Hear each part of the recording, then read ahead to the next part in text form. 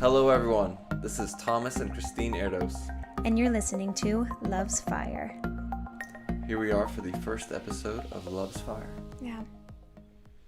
And you might be wondering, why is it called Love's Fire? What is Love's Fire? Do tell.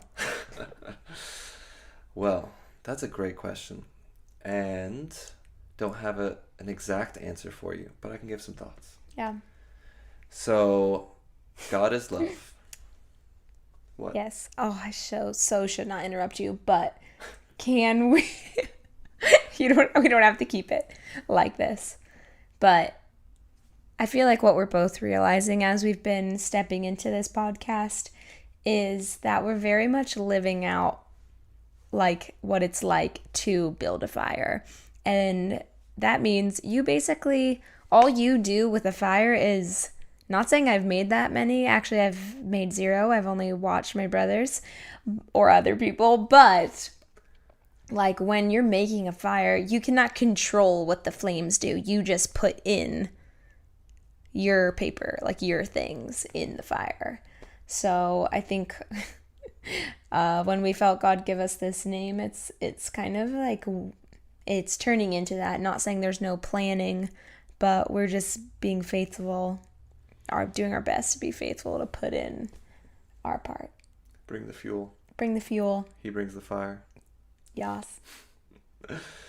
Yeah, so there's actually a quote that I've heard attributed to John Wesley, who was an amazing man of God and saw amazing things, and he had massive crowds back before they had any PA systems, and so supposedly someone asked him at one point, how do you get such big crowds?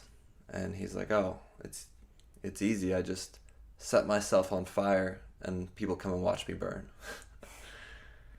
Amen. And so that's, it's like with Elijah at Mount Carmel. He just brought the fuel and his trust in God, and God brought the fire.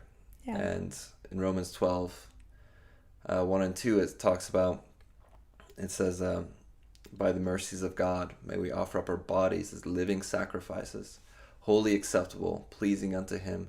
This is our reasonable service, our spiritual worship, and don't be conformed to this world, but be transformed by the renewing of your minds, so you may prove His good and perfect acceptable will.